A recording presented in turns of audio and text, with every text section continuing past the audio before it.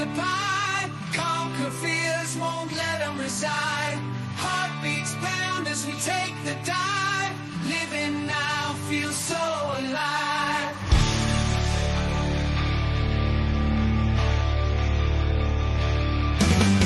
Heart steel veins glowing bright. Fitness gone in the dead of night. Fading game, we got the sight. Crushing finance, career out of sight. Man up now, we own it true. Breaking change, just me and you. Success stories everywhere. Living life beyond compare.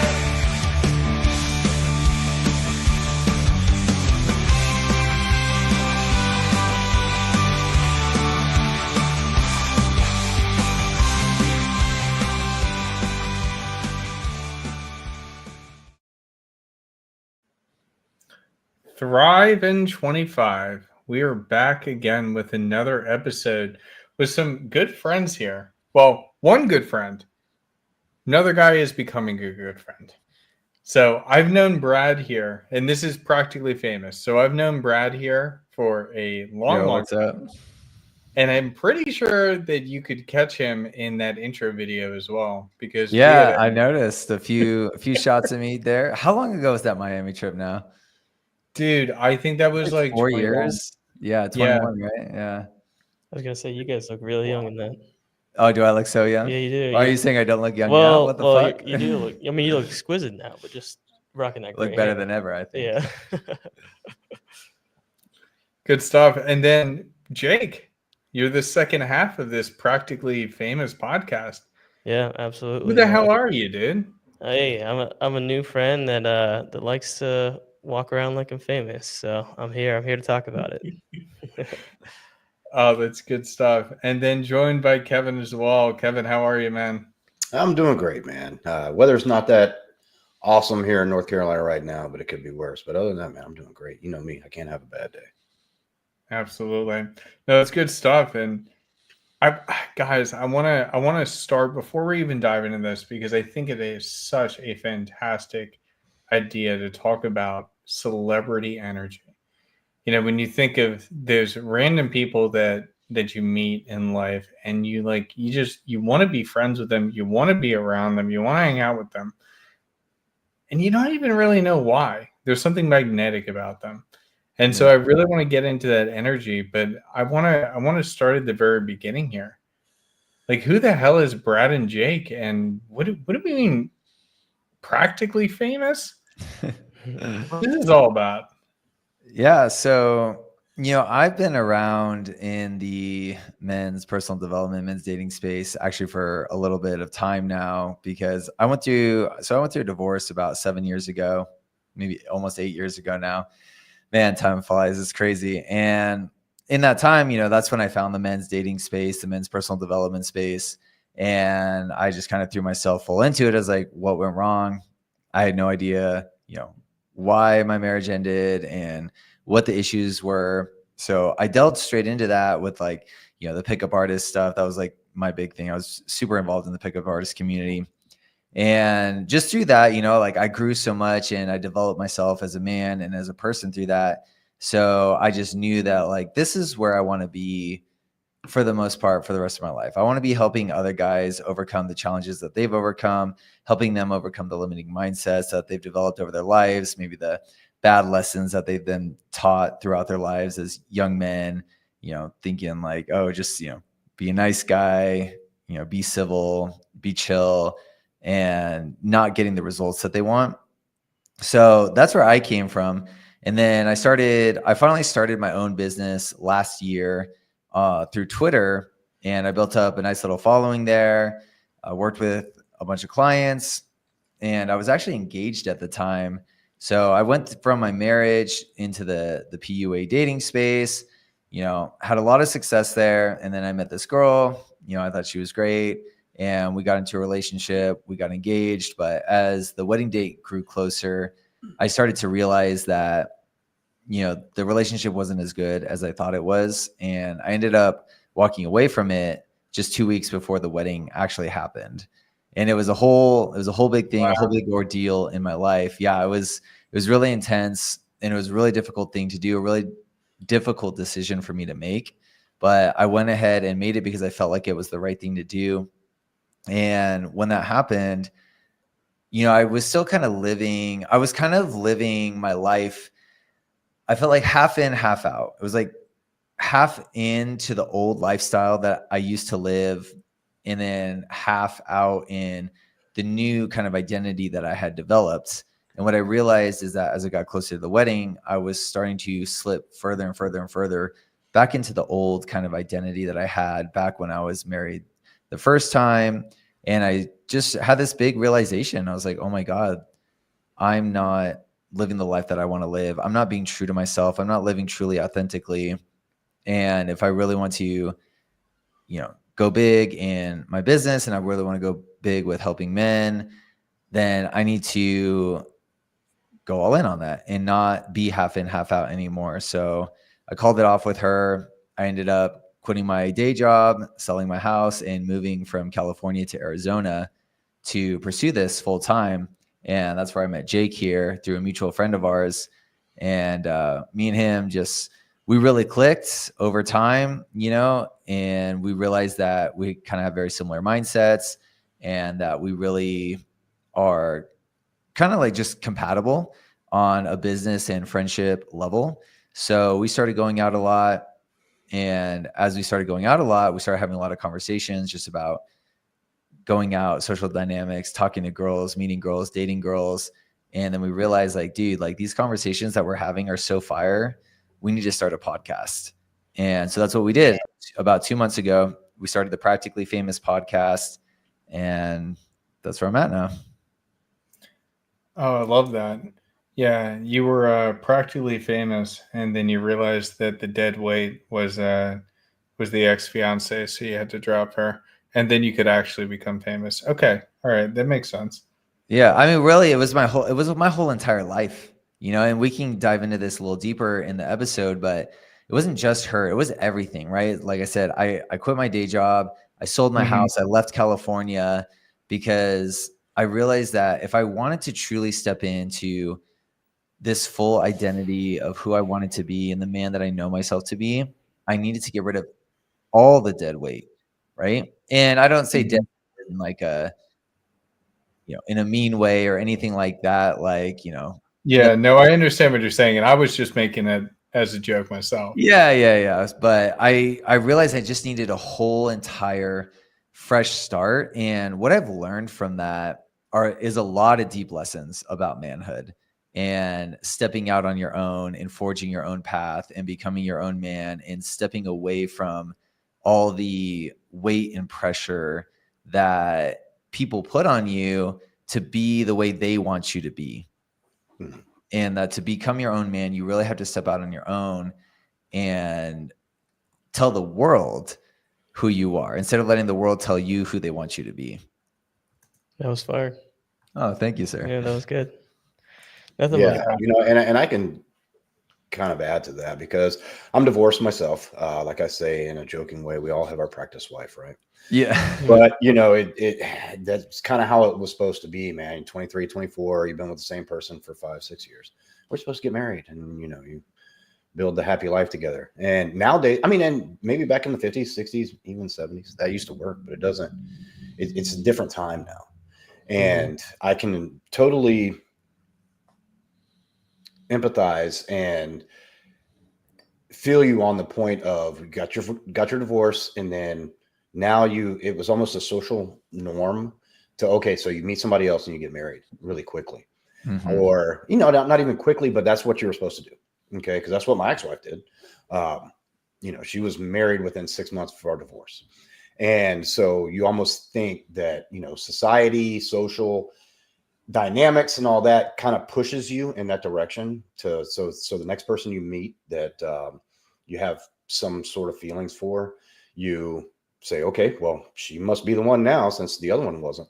And kudos to you for recognizing that early, even though it's 2 weeks for your marriage. It was early enough that you didn't waste another 10, 15, 20 years of your life with the wrong person and look back and regret it. And being the nice guy, being the social man that we were brought up to be, is where a lot of young guys get caught up in it.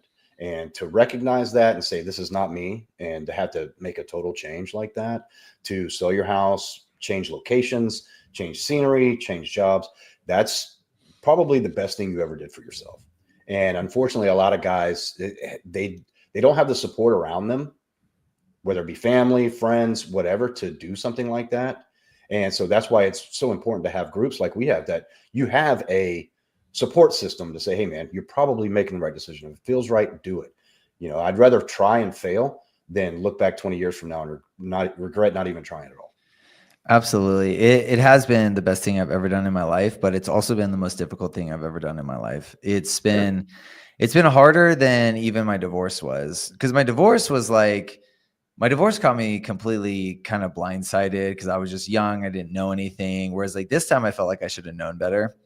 But because it wasn't just a breakup, it was a whole entire life change, you know, walking away from a very secure and stable job, walking away from California, which is where I lived my whole entire life, moving to a new state, starting over.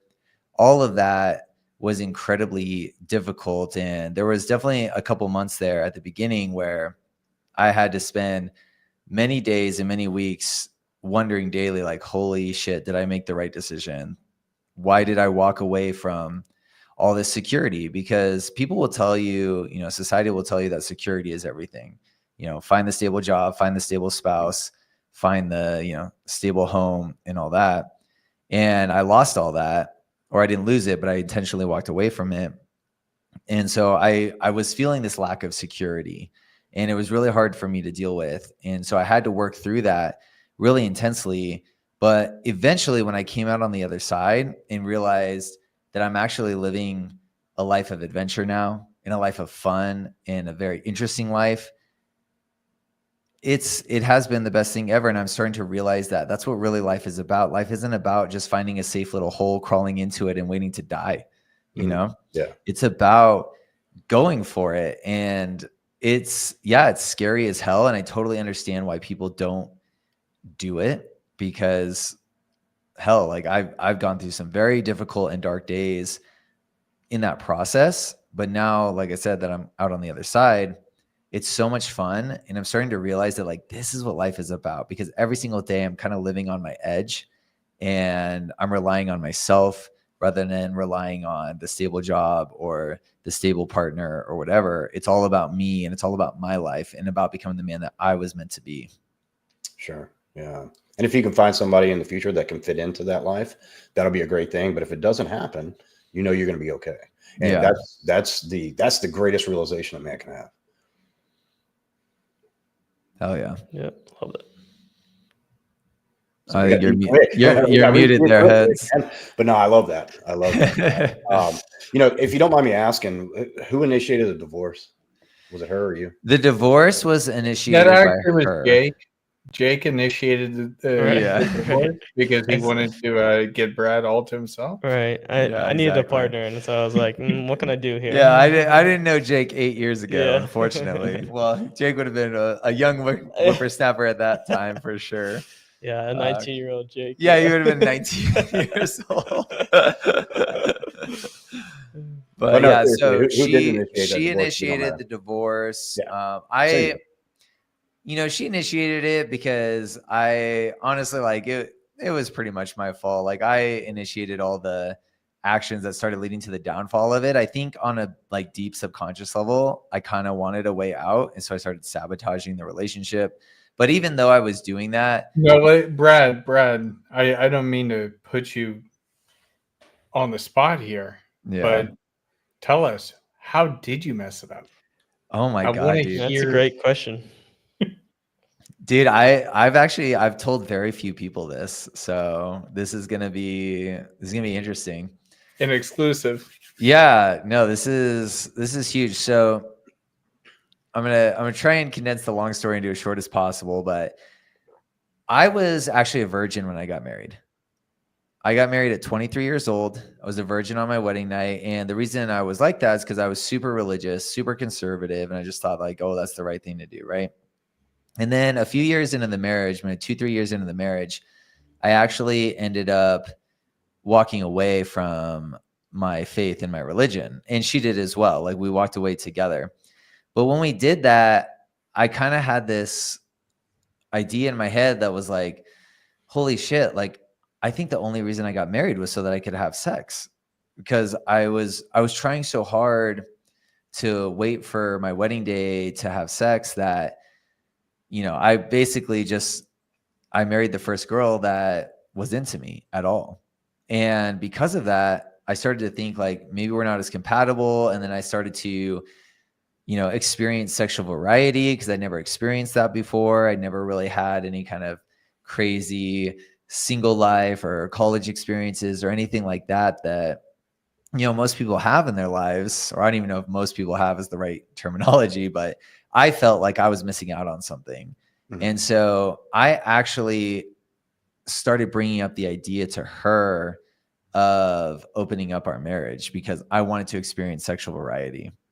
And even though that was my idea, she was the first one to take advantage of the idea, and I didn't handle it very well. And that completely just led to the downfall of our relationship. In the end, it was for the best because it did get me what I want. It allowed me to be free of that commitment to go after the sexual variety that I had been craving and the lifestyle that I had been craving. But it was pretty brutal when it happened, for sure. So did you guys both agree to it and agree to opening the relationship, and then she took advantage first? Is that what It happened? was very like it was was like wishy-washy. just very back and forth, like maybe we'll do it, maybe we won't, maybe we'll do it, maybe we won't. And then she started doing it, and then I like just couldn't handle it, for obvious reasons. It was just very difficult for me to deal with. But then the relationship ended, and then I was free, and then I kind of just became a little man whore after that. So well. Well, it sounds like with that experience, it's very interesting because it sounds like with that experience, you didn't yet know how to communicate effectively. So No. then, when she's asking you, like, what are you actually looking for? What do you actually want? You saying that you want to open it up is essentially just saying, I'm just not happy with what we currently have. Yeah. But you didn't know how to exactly say it to her in that way that she would have received it and understood it. Exactly. Yeah, basically it was just my way of saying that like this isn't what I want anymore. Mm-hmm. Because it was too hard for me to say, in the moment that like, hey, I don't want to be married anymore. And it wasn't that I was just like consciously like, oh my God, I just don't want to be married. Like I like she was still my wife. I still loved her and everything. Mhm. But my life didn't look the way I wanted it to look. And that was the issue at the end of the day. Yeah, for sure. And those are natural feelings, especially for a man.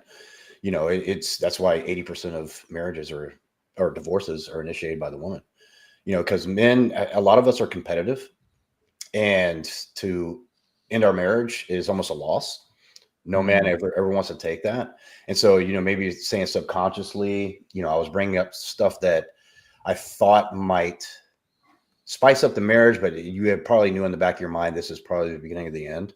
It reminds me of the book Neil Strauss wrote, I think back in 2015, The Truth. I don't know if you guys are familiar with that. I actually haven't read that one. I've read The Game, obviously, a classic, Yes, but yeah, I haven't yeah. read The Truth. Yeah, The Truth. It talks about, when him and Ingrid, they're still broken up again. He wanted to go on this path of sexual freedom, and when he got it, he found out it didn't really work for him. But anyways, it kind of lists a lot of the problems that in relationships that have like you said, okay, we're open up, and she was open to it, and then that was kind of a whoa, wait a minute, really? Yeah. So it's a good read if you ever think about it. I don't want to stay on the subject for too long, but a lot of us too, because there was a lot of times, and we were together. I was 17, she was 16, and we got divorced when I was 27 and she was 26. So we had but we were more roommates than anything at the end. and I was deployed to Iraq my second time when she met her husband that she has now. And so it was a clean break and everything, but there was such a relief there, even though I didn't want it to happen, because to me that was a loss. Yeah, I'm a sure. very competitive guy. And then plus we're kind of brought up to divorce is not the thing to do. However, in today's age, sometimes it's necessary to live the life that you want and to see yourself the way you want to see you, like you were talking about. And so it's not as taboo as it used to be to get a divorce, not making light of it. But, sometimes men, we have the problem of initiating it when we know it's what we want. And a lot of men will stay in a relationship, stagnant, sexless, empty bedroom, not fulfilled, roommates instead of partners anymore, longer than we ever should. And Yeah, if you can definitely. wake up, and tell yourself, hey, man, everything's going to be okay. You're not going to lose everything you have. I don't know about you. I'm probably one of the most fortunate people in a divorce that I got everything. I got all the debt that came along with it. However, admitted infidelity was forfeiture of all marital assets. So I didn't get raked through the coals. I didn't have to pay her alimony, all that bullshit, which most men don't get in a divorce. But the fact that we didn't have kids and all that was a blessing. Now that it was Yeah, over. same. We didn't have kids either, so that was a huge blessing. We were able to end the marriage amicably. Mm. I kept the house. I just paid her off basically like a lump sum rather Yeah. than like straight up alimony or anything. We just agreed on a certain amount and I just paid her off monthly. It took me a few years to pay her off, but overall, like, I was kind of, I don't want to say happy to pay it, but I realized that like it wasn't anything life altering. It wasn't Yeah. gonna crush me or anything like that. And like you said, like I didn't necessarily want to end it either. So what did I start doing? I started looking for ways to sabotage it basically. Mm. Right. And so my subconscious mind was just like constantly guiding me towards like, hey, Brad, you want this different life. This isn't what you want.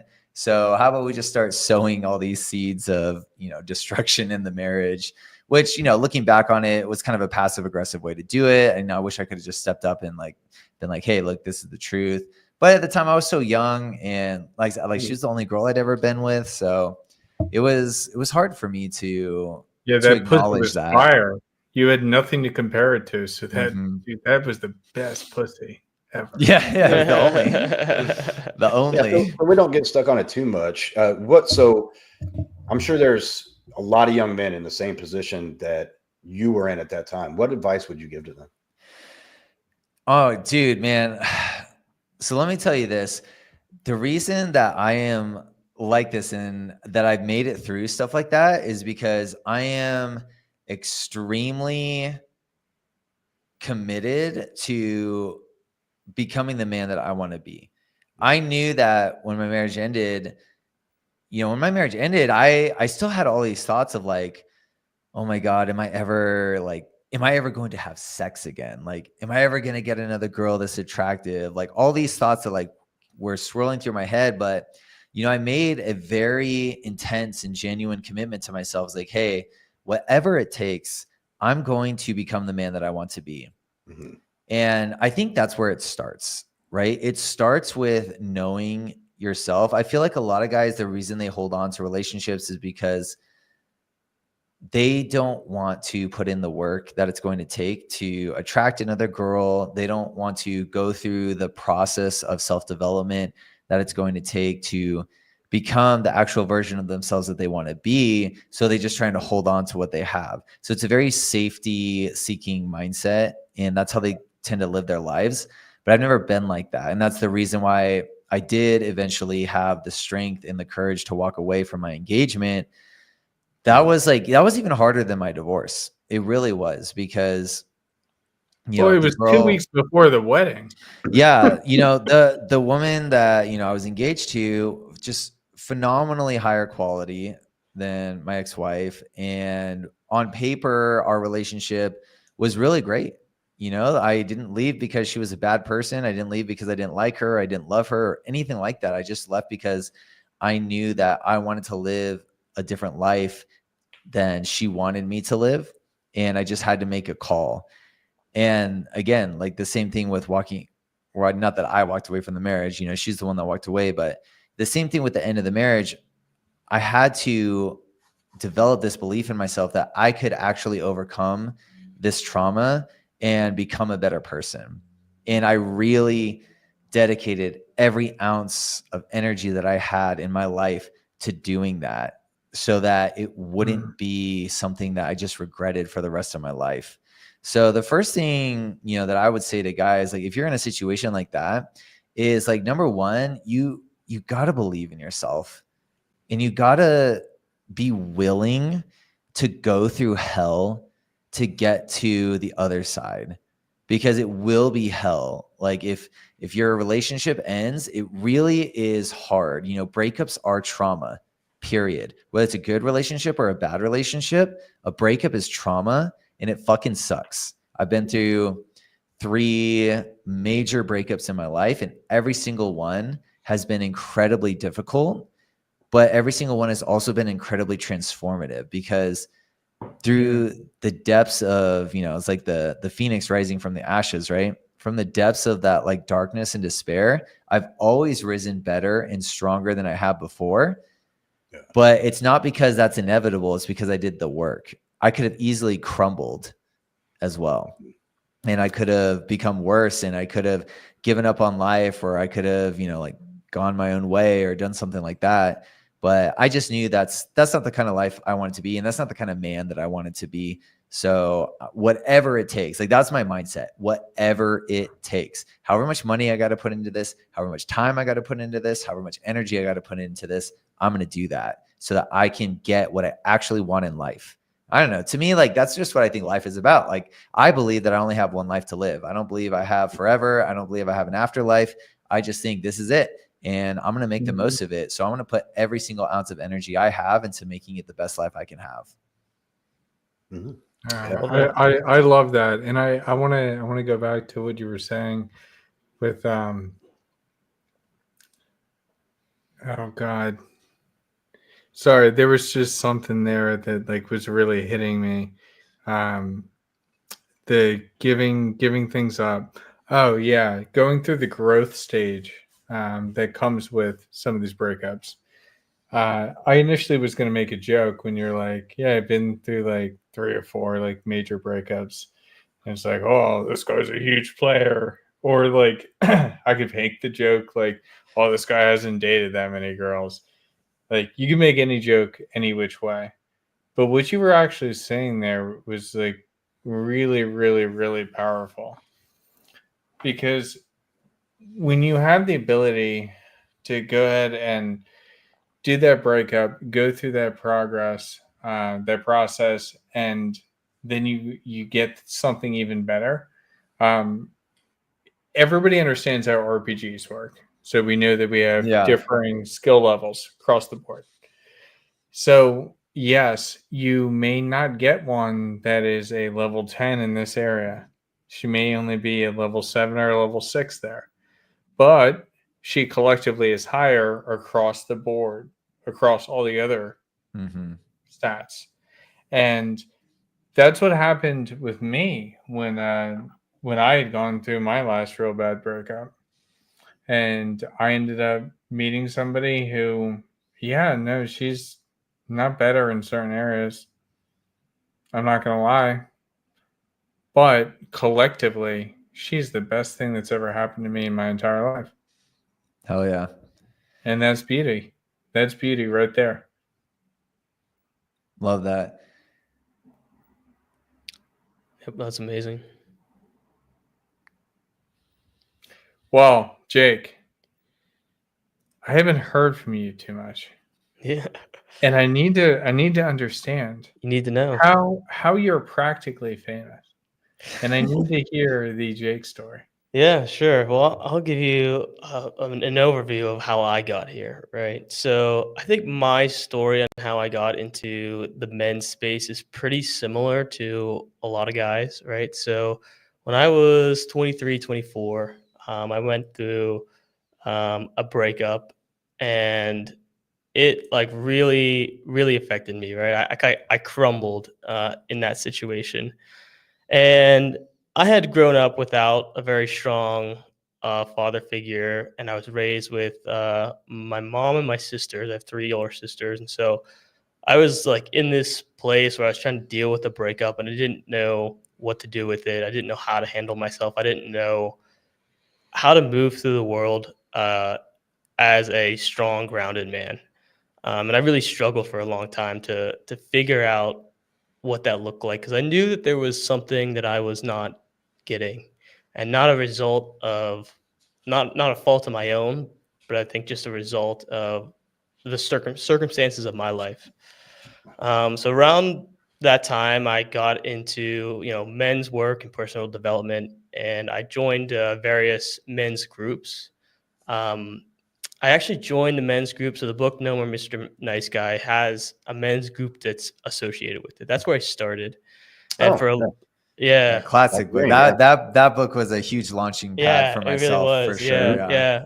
I remember that at that time, like I was in such a dark place, but I didn't know why. And then I read that book and I started to put it together. Right, that was the first Yeah. step into being like, oh, there's a lot. There's a lot of things that I could be doing differently that I Mhm. didn't know that I could be stronger in. Yeah. So I started there. I spent a lot of time just in men's groups trying to heal from falling apart. But eventually, I kind of came to a place where I knew I wanted to work on dating. I knew I wanted to work on confidence. I knew I wanted to define what my own masculinity looked like. And so I did that. Right, I went out looking and searching, and I didn't have anybody in my life that was able to support that. So I had to go and find it myself. And I came across various dating coaches. And one thing that really resonated with me was this idea of embodiment. And so I worked with a coaching group where their main focus was embodiment.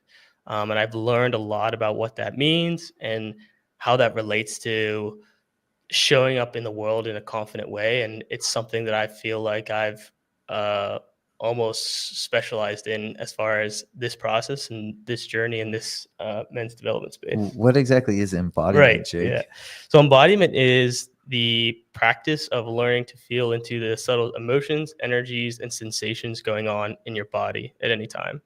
So, Huds, you mentioned, when you started this podcast, like you meet those people that you don't know what it is about them, but they have some sort of magnetism to them, something like that. But you almost can't put your finger on it. Mhm. And through everything that I've learned that, embodiment is a process of feeling into your body, into your nervous system specifically. Those people that you meet that they seem larger than life, they feel really good in their body. They're really in touch with the energies going on in their body. And us as human beings, we connect through feeling more so than we do logic. And so those people that you come across have this energy inside of them, this energy that we all have, but some of us, most of us have lost touch with. So embodiment is the practice of getting back to that space, learning to feel all of your emotions fully in your body so that you can learn to cultivate positive ones and that you can learn to exchange those freely with people.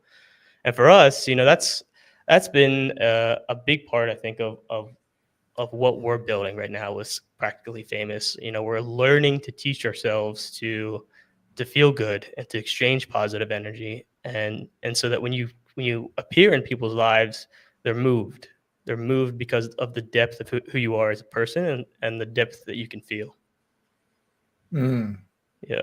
So yeah, I spent a lot of time learning about embodiment, and then I moved out here to Arizona, pretty much specifically to work on my dating life and to live the life that I wanted to live. Yeah. Then I met Brad as through a mutual friend, and like he said, I think that we work really well together. I think we're good. We're a good team, and because of that, I really believe in what we're building and the potential that we have and our ability to bring concepts together and create distinct processes that could help people.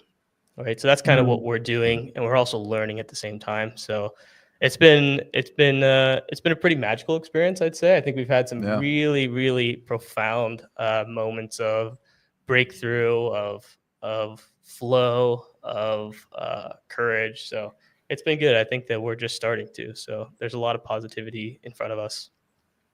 Yeah, I can tell that you guys have a very good balance of energy, which Mhm. is good, especially when you're trying to translate a message to as many people as possible. Yeah. So I'm sure you guys do an absolutely fantastic job. I know I've caught a couple episodes so far of your podcast, and it has been great. Just looking at things, I mean, gosh, we were talking about this a little bit before.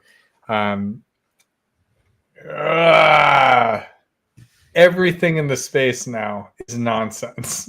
Yeah, there is definitely a lot of nonsense going on in the men's personal development space, and that's another big, like, almost like spiritual component of what we're trying to do. Is we're trying to really bring a lot of realness and Mhm. rawness, vulnerability and authenticity to our practice.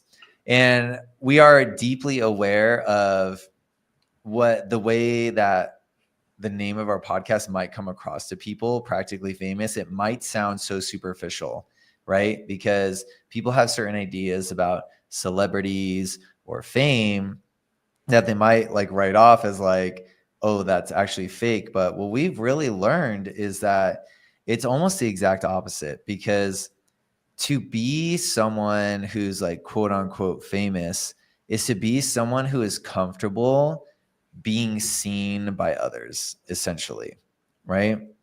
Because they're famous, they're being seen by many, many, many, many people, right? Can, And do you can have I a question? completely derail this? Yeah. Well, I mean, can't you say that Kanye and his new song "Hail Hitler," it's all the same thing, right? Yeah. He's So, like, drawing for the example, attention. He's making it.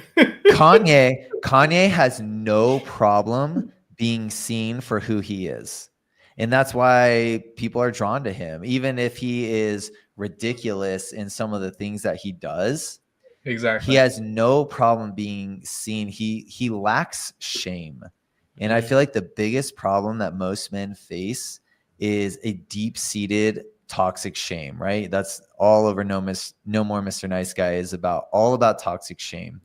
And Hmm. men have a deep-seated fear of being seen, right? And I feel like that's why the idea of, you know, pickup artistry and everything is so appealing to men, because they're like, hey, just give me some lines so I can go get the girl, steal her away, and then like go hide again, where I don't have to Yeah. be seen by people. But what we're talking about is becoming leaders, is becoming men who are known in their community and are willing to be true to themselves, be authentic, express themselves authentically, and not care what other people think of them. And that is going to naturally draw people to you. And that's going to naturally draw women to you, because they're going to see that you're not being weighed down by crushing amounts of shame. You don't hate yourself. You don't want to hide from the world. You're not being crippled by addiction or insecurity or fear or anything like that. Yeah. And I think something important too that we focus on is that we always say that we've used this process of not only improving our dating lives but becoming practically famous as a vehicle for personal transformation, right? Yeah. So, and I think that at least I did, and I think it's true for you as well. We had pretty humble beginnings, right? Like I just wanted to get girls. I didn't really think it was that deep, but then the process itself forced me to look at who I am. And it forced me to Mhm. see that I wasn't living the life that I wanted to live. And so now for me, it's not about getting girls anymore. It's about, like you said, burning off what prevents me from showing up as my true self.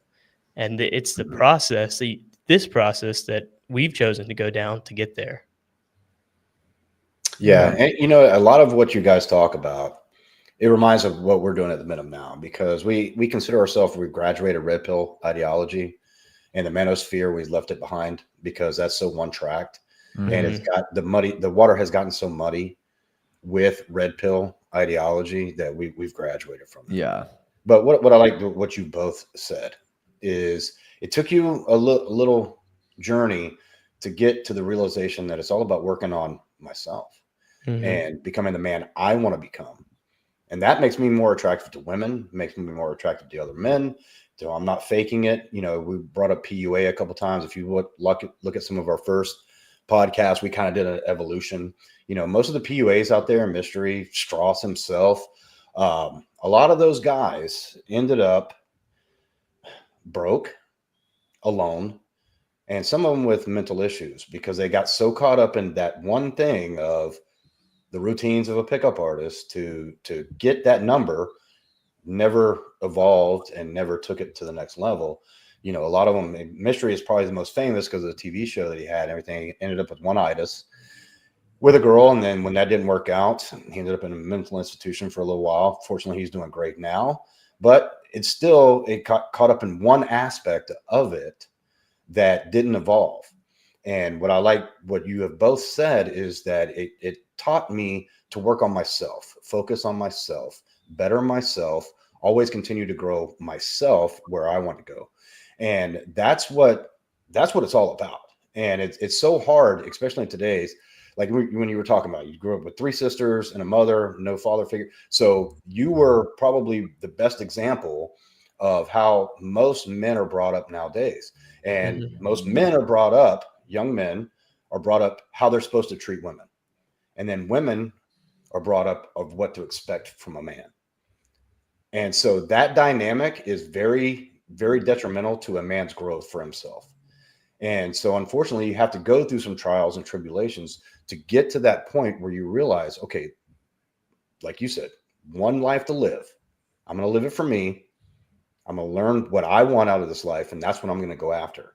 And by doing that, you're going to attract more people, not only women, but good friends, good mentors, good proteges in the process by doing that for yourself. And the faster you learn that as a man, to live for yourself and do what you need to do to be the man you want to be, the better off you'll be. Because if you wait till you're 50, brother, it's too late. Yeah. No, I like what you said too. It's common for guys nowadays to not have that guidance that they need growing up. So for me, you're exactly right. I was kind of that exact case. And when I was 23, I went through heartbreak, but really the core of my heartbreak was not the girl leaving me. The core of my heartbreak was, going out into the world and seeing that I was not prepared at all. I was crushed by that realization that like I lacked so much, confidence, masculinity, ability to stand up for myself. What are you talking about? They teach you everything in school. Yeah, exactly. And so the hardest thing for me was to look at myself in the mirror and be like, wow, who am I? And so that's why I went to men's groups, because I knew I needed to learn. No, and it's good that you found that, and it's good you realize that.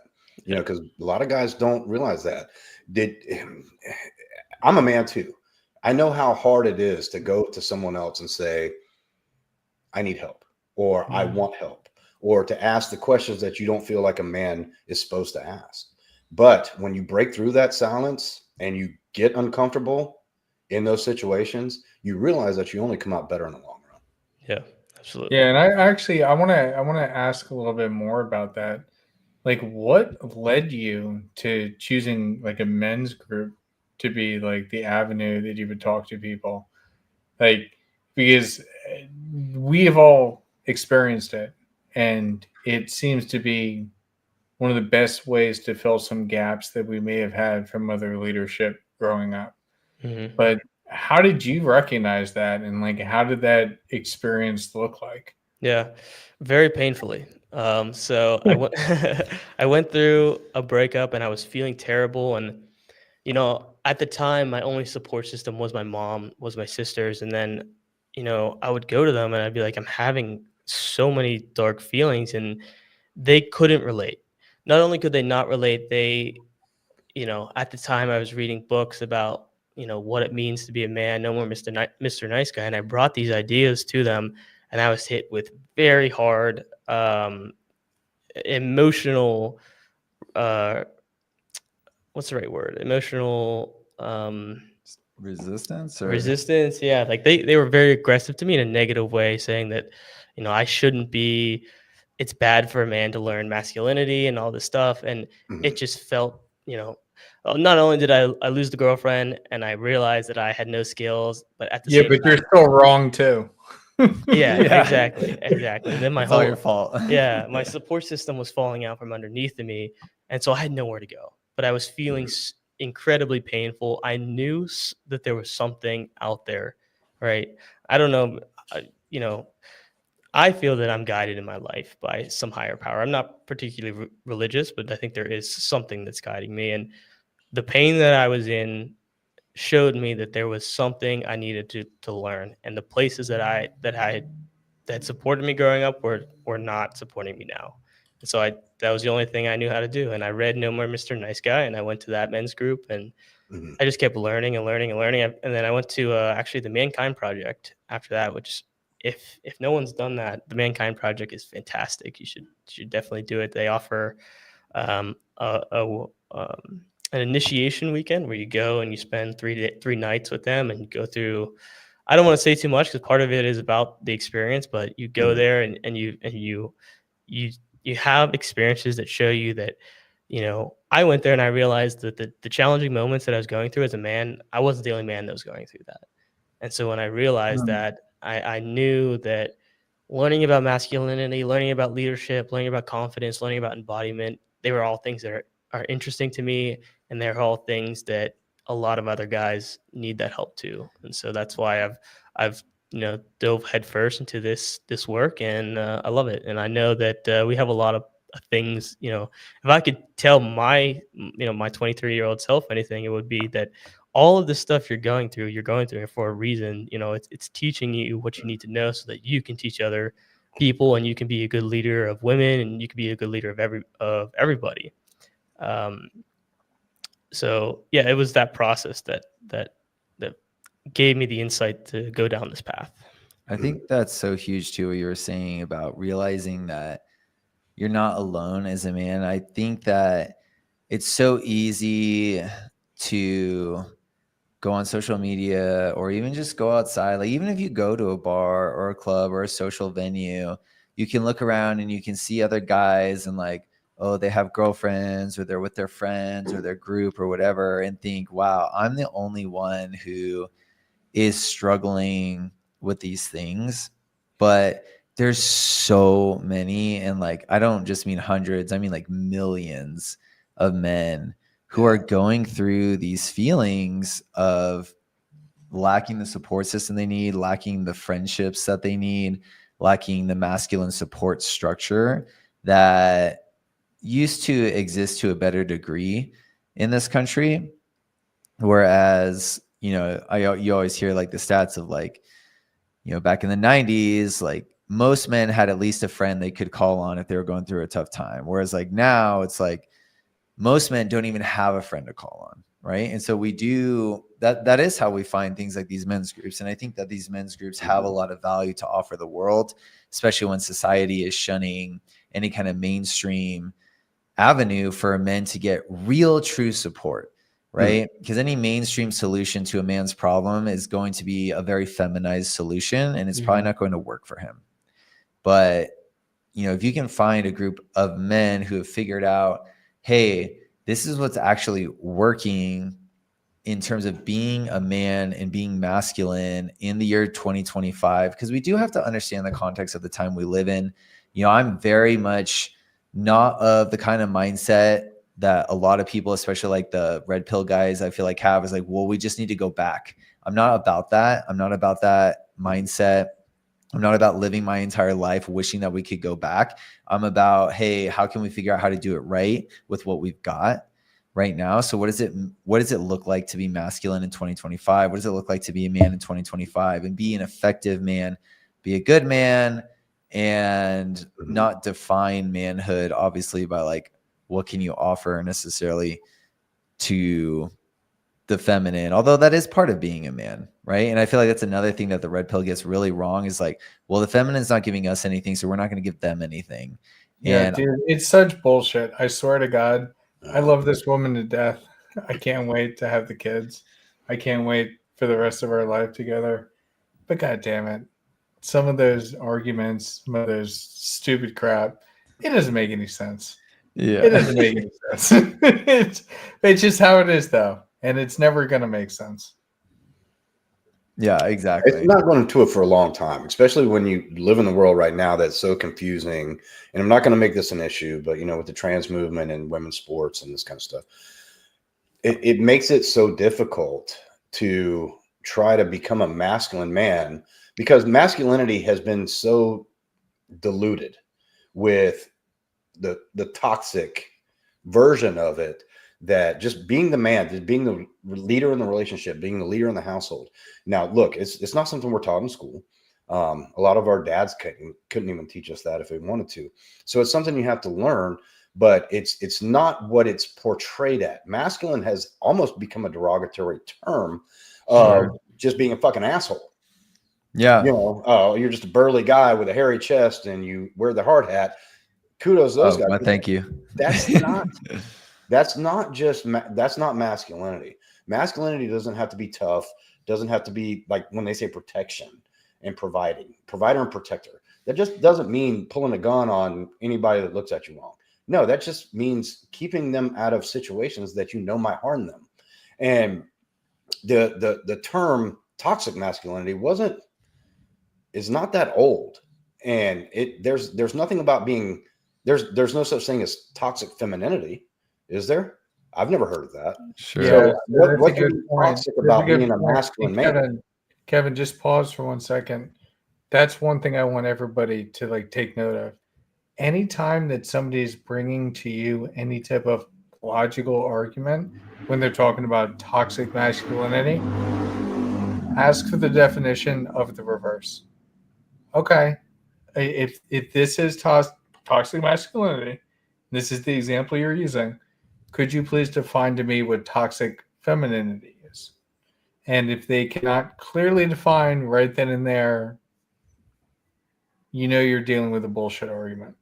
Yeah, And because I nobody was can thinking really about define that. I was toxic just thinking masculinity. about that before you even said that. I just want to make sure everybody like understands that. Easiest way to go ahead and flip. Well, Yeah. I mean, here's the thing about it. There's nothing toxic about masculinity or a masculine man or living that gender role. There's toxic people. We did a show Kevin, a couple years ago about toxic they're people. taking advantage of the pink tax. So there is a lot that is a problem with masculinity. Maybe they are, but No, dude, I'm just fucking with you. I'm just making stuff up. well, I mean, that's the thing, though. I mean, we did a great show about a year and a half ago on toxic family members and toxic people in general. And none of it, if you're a toxic person, doesn't mean abusive. Toxic people, that men, women, they can all, there's different types of toxicity in people. There's the enabler, there's the victim, there's the criticizer, there's all these types of but none of it has to do with being masculine as a man and finding your inner masculinity. Doesn't mean you have to be big, tough, bodybuilder, this, that, and the other. Masculinity is something that is an ingrained role as a male, just like femininity is a ingrained role in females. And when you get two people together that can embrace those and they can work together, that's when you have a beautiful relationship. But then when you have the whole 50-50 equal, this, that, and the other come into play, that's when things get misscrewed. And that's what confuses a lot of young men out there. Because you were talking about it earlier, there's millions out there. Yeah. Some people call them AFCs, which that's The average labeling them in frustrated the chump. wrong way, average frustrated chumps. Yeah, that's going to put you in a bad place just to classify. But it's just confused young men out there that are trying to find their way. Yeah, I And think you're right that, guys are so confused because even like you're saying, like the 50-50 idea, it's not that like it's not a bad idea on the surface. Like it sounds nice and everything, but I think it confuses men because then it has men starting to look for women who are going to do half of like the masculine duties as well. And so then men start to abandon their own masculine duties.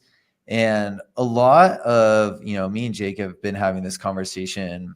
I don't know if we've had it so much on the podcast. Maybe we've touched on it, but a lot of what I've been learning personally about like what it really means to be a man is about being like 100% in charge of your own life and in control of your own life, because I was victim to that as well, feeling like, oh, I'm just looking for that other half, right? The other person to complete me. Whereas when I came out here and I was completely disconnected from all of my traditional, sources, and I'm very blessed to, I have a very supportive family, a very loving family. Both my parents are still together and still married, and my extended family is great.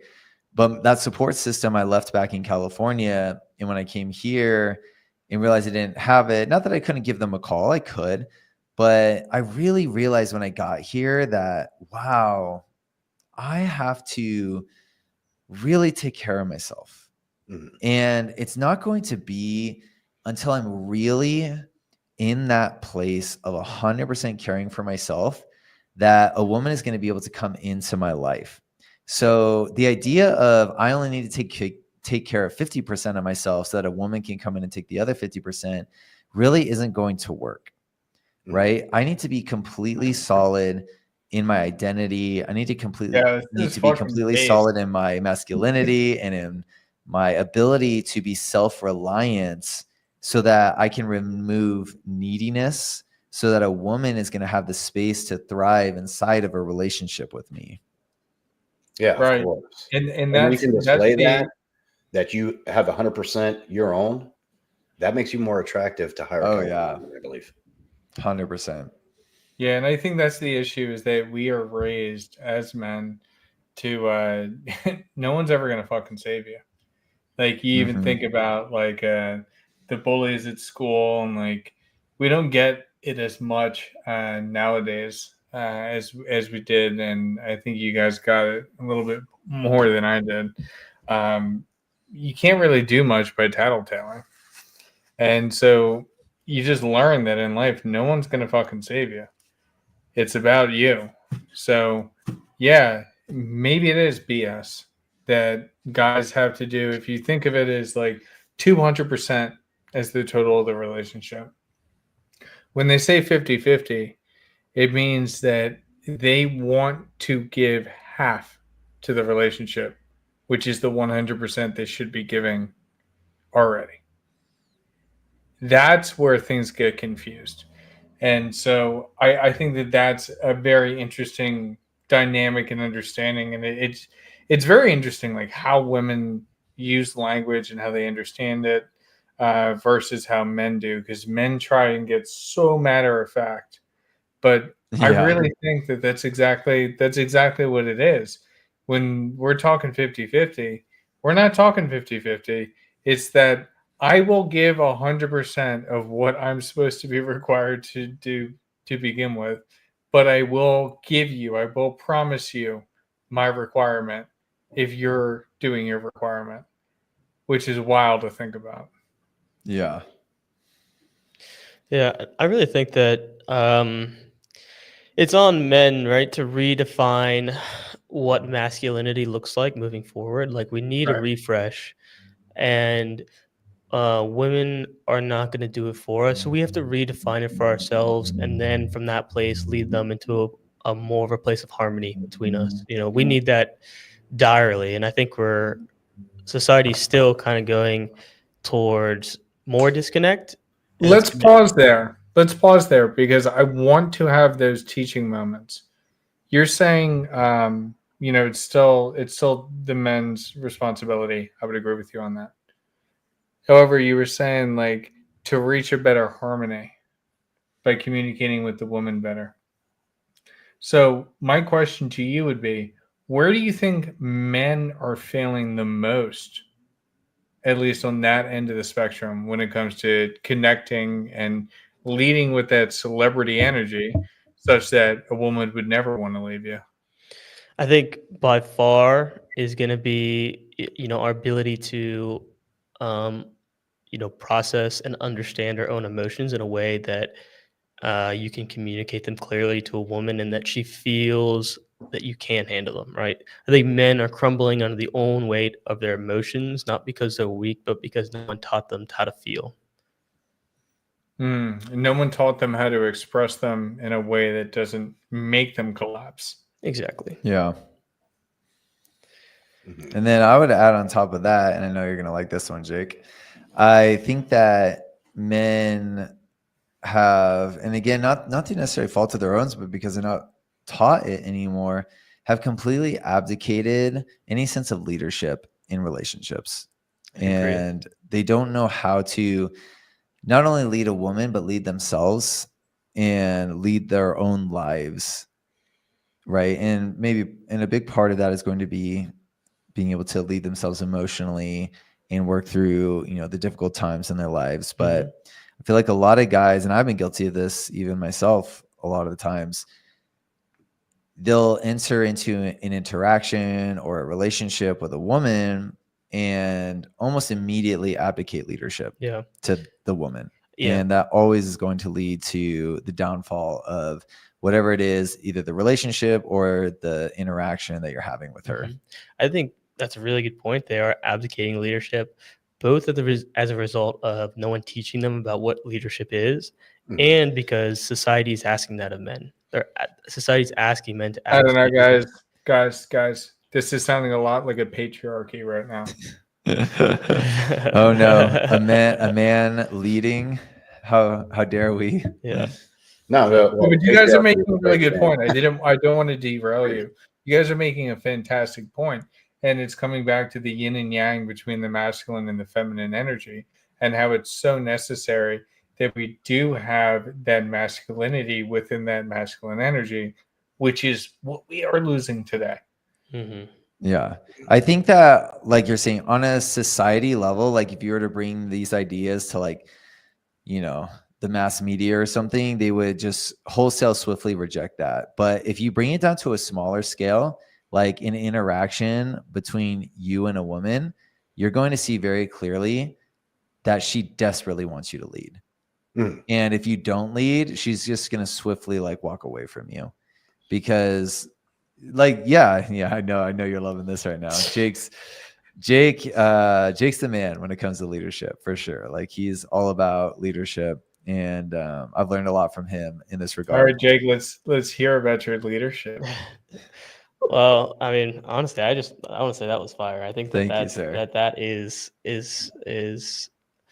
I was on the nose, right? That's on the nose as far as the interaction. So we've been learning a lot about going out, talking to women, being celebrity energy, and I think that for me, the part about that I enjoy the most is leadership, and I think a big reason that is because that was never I was never asked to me growing up as a boy and then becoming a young man, and so now that I've figured out what leadership looks like for me, I really enjoy it a lot. Right, I enjoy my own masculinity. I enjoy the fact that I can I can make a woman feel like I've got it handled, right? Because then she relaxes and I relax, uh, and for me, leadership is about bringing a woman to a place that she couldn't get by herself. But more importantly, she's better off having followed me than she was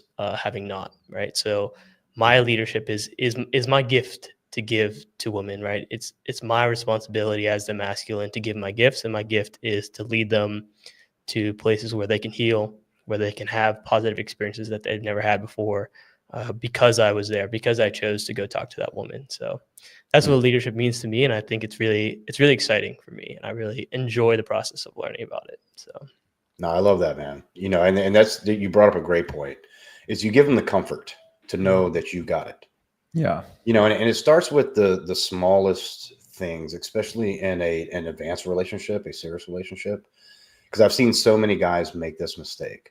Okay, I make the money, it goes in the account and everything, but you pay the bills. You got this. No, that's the number one emasculating thing a man can do is say, okay, you take care of writing the checks or the direct deposits, whatever, however it does. But you give him the comfort of, okay, well, no, he's got it.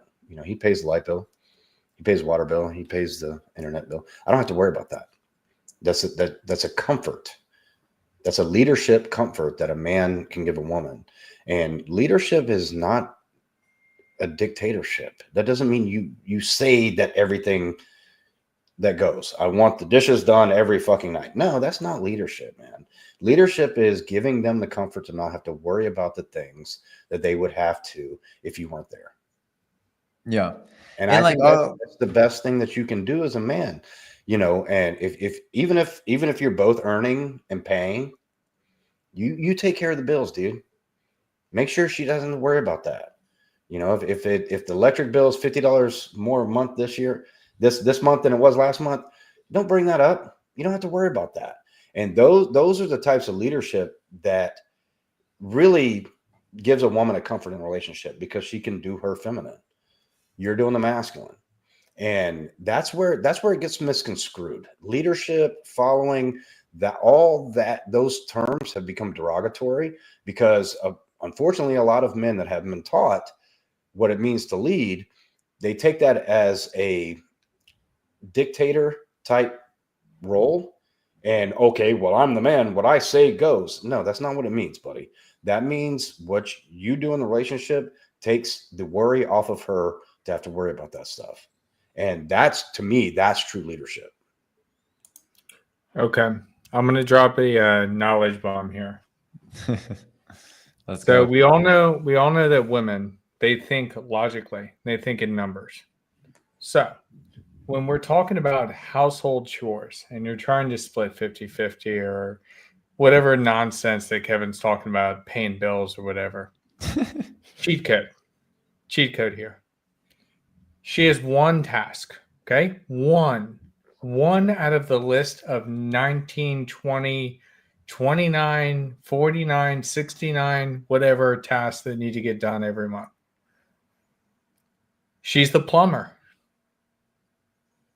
So she only has one thing to do. And you just consistently fucking clog that toilet. And okay, As we do. I can take this bit so far, and I just don't want to. No, but that's it. It's such a good point. It's such a good point. Like, and I think that's where it gets mixed up, Kevin, where we think that it's that 50-50 means an equal exchange. No, it means that we're going to give the half, if not more, of the amount if you were meeting expectation. Yeah, exactly. And it is the man's job. And this is something we definitely talk about a lot about in our podcast. It's the man's job to step in attention and to handle things that are difficult, right? The woman should not be handling things that are difficult. She should be allowed to relax and have fun and be feminine and be in her feminine energy, but she can't be like that if she's stressed out, right? So as a man, it is your job to handle the tension in your life, handle the tension in her life, so that she can exist in a space where she can just relax and feel free to be sexy and to be, fun and to be flirty and to be flowy, right? Because if she has to turn on her masculine energy and start stepping into her own amount of tension, that's always going to make the relationship struggle, which is why, again, any relationship where the woman has to work like full time, it's always going to struggle. It's not to say that it can't work. People make it work all the time. But if she's constantly stepping into tension every single day for 8 hours, 10 hours, and then coming home after facing all that tension, she's going to struggle to be feminine. And she's going to struggle to show up in the way that you want her to show up. Dude, because- I literally just went through this like 2 months ago. Yeah. Shout out It is a nightmare. to Kevin Samuels, man. Remember, he used to always say that stress is made for shoulders, not for hips, right? Wow, that one's good. Yeah. Dude, I love this topic of like, defining your masculinity, increasing your nervous system strength so that you can step in attention as the man and you can free her to be flowing and to bring life, to be that energy. I love this topic so much. Yeah. That's a big thing that we talk about. Where, it kind of flows off the embodiment principles of nervous system regulation and your ability to step in attention. What we tell guys is that You know, when you want to go out, you want to talk to girls, you want to be able to have good interactions with girls, you want to be able to flirt with them, you want to be able to get their numbers and date them and have sex with them. You need to be able to, even on the small scale of just having a one-on-one person interaction, you need to be able to hold the tension. Right. And a lot of guys, that's where guys struggle. That's where, like, you know, the approach anxiety comes from, is because they can't walk up to a girl and create a tense situation, right? Which is a situation where they're expressing to them, hey, I'm interested in you, for a romantic possibility. Or when they do, they completely fold. And they Yeah. completely crumble underneath that pressure, which is why the woman is unable to feel attraction for him, because the woman is now being forced to handle the tension because he can't handle it. Right. Whereas if he can walk up and just be completely grounded and confident, right? This is why girls say, like, oh, I like a guy who's confident. What does that really mean? It means a guy who can step into the tension and not crumble and just enjoy himself. Right. He can be sitting there talking to a beautiful woman and expressing his true desire for her without him feeling like, I'm doing something wrong, I'm doing something bad, or being so caught up in his own fears that he's like, what do I say? Right? She's not going to be able to be turned on by that, because he's abdicating his masculine ability to handle the tension.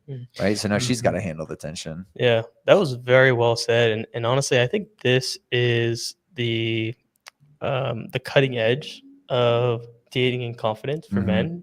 I think that, we don't really talk about lines or what you should say to women. We talk about, your nervous system. How do you handle tension? How do you step into it? How do you ground yourself? Right. In my mind, that's why I'm so excited about us, because I think that we're really bringing a new flavor to this space, and one that is, we've talked about how times are different, right? And so it's calling on us to redefine what it means to be masculine and to be confident. And I feel like that's what we're doing. Yeah, and to bring it back to celebrity energy, which we actually haven't really touched on a whole lot, but that's fine, because the whole point of the podcast is supposed to be deeper than it sounds, right? This is the kind of deep shit that we go into. But times have changed, and maybe there was a time when you could be the guy who, wasn't, super confident or willing to be seen. You could still attract a girl, and like, you could whatever, get married, and you could live a life. And I think there's definitely a lot of like rose-colored glasses that go in with that shit and thinking like that's a happy life or whatever. But in the modern age, you do need to be able to bring in that level of confidence and that kind of celebrity energy and walk around like you own the place, to have girls wanting to get with you, because we all hear like the numbers and the percentages about like, a certain number of girls are only attracted to a certain percentage of guys and stuff like that. So, you really have to step up, because these things are true, and they're not reasons to become upset, and they're not reasons to play victim. They're just truths about life. And what are you going to do with that truth? Like, you're going to have to step up, and yeah, it sucks sometimes. And a lot of times it's not even fair, but what else are you going to do? Right? What else are you going to do with your life? Just sit there and whine about it and cry about it? I know a lot of guys make that's the go-to now. I know a lot of guys find some good followings and stuff on, Twitter and YouTube and everything by complaining about women, but that's not the way I want to live my life, and me and Jake, we're big on this. Like, we never, ever hate on women. We love women. We think women are great. We think women are so fun and so feminine. What are you sweet. gay or something? Yeah, right. What are you, gay? You like women? What the fuck is wrong with you? We go out because here's the thing. Here's the thing, that me and Jake, we actually talk to women. We talk to a lot of women. We go out all the time. Like, we're not just sitting behind our computer screen talking about it. We are living it. We go out minimum 3 times a week. We go out and we talk to girls. We talk to so many girls. We meet so many girls. And when you actually talk to women in real life and not just talk about certain like, feminist ideas on the internet, you do realize that women really haven't changed that much. Like, they're still, but super no, no, sweet, but that's the issue. feminine. That's the issue. That's the issue. They don't talk like ChatGPT. ChatGPT is friendly to me. Yeah. Don't even get me started on ChatGPT, man. I love ChatGPT. It's my best friend right there. No, you brought up the most important point when it comes to that is remaining on your purpose as a man, still being captivating to the woman, even after she said she loved you and she let you touch her boobies. Remaining captivating and still being exciting and still being fun and still having new things to show her. That's what keeps women involved. Yeah. You know, saying the right things to get her in bed and then to put the ring on the finger. But then you turn into, okay, Sundays, I just want to relax and watch 2.5 Men and drink a Bud Light. That's not going to keep her. But you have to still do it for yourself. You still have to better yourself, stay on your purpose, stay an active man in your own life and still continue to grow. And that's what will keep anybody, and vice versa. I mean, do you want to, okay, you put a ring on her finger and maybe had a kid and now she's gained 70 pounds. Are you still going to be that interested in her? Probably not. I wouldn't be. So, I mean, it works both ways. So that's why, women, the biggest thing for a woman to want to leave a relationship is it gets boring. Yeah. If she gets stuck in a routine, it's like, this is not fun anymore. Why But do that's women because a stay? lot Yeah. of women, And if Yeah, a guy thinks why do women stay in abusive relationships? Right? are exciting. Point. yeah, well, I mean, I'm Yeah. not going to go down that rabbit hole. But what I'm saying is, you brought it up. That's why you stay on your purpose as a man. And look, women find their purpose, men create their purpose. I'm a firm believer in that, and I will always believe in that. Men Yeah. don't find their purpose. Men create it. If you haven't Yeah. created it yet, if you haven't looked for it, if you haven't found it, it's time to fucking start. But if you're not still being that captivating man that she fell in love with 3 years ago, And Kevin, that's it right there. That's what I wanted you to hone in on. That was the key point. It's the person that she fell in love with. Mm. If you are not the person she fell in love with, then you're doing everything wrong. yeah, if you Yeah. become stagnant and you stop improving yourself and you stop, like we've already talked about, living for yourself and still striving to be the better self that you can, that she's going to lose interest. And it's vice versa, guys. It's not just, like I said, I mean, I've seen so many marriages, guys get married to these. I was in the military for active duty for 13 years, still in the reserve. I've seen these guys, they get married to the first girl that lets them touch her boobies. Yeah. Okay. You know, Hold they on. get I married. wasn't Well, sure. hey, The it's so chick, fun though. they get married, the chick gains 50 pounds. That twinkle in their eye they used to have when they come to work is not there anymore. So it works both ways, So, I mean, it's not just men staying captivating, still live your own life, but you can do that together, is what I'm saying. Yeah, and staying Mhm. captivating, like I feel like a lot of that comes back to leadership as well, because as a man, you need to, like you're saying, you create your own meaning, right? Like as a man, you need to be creating your own life.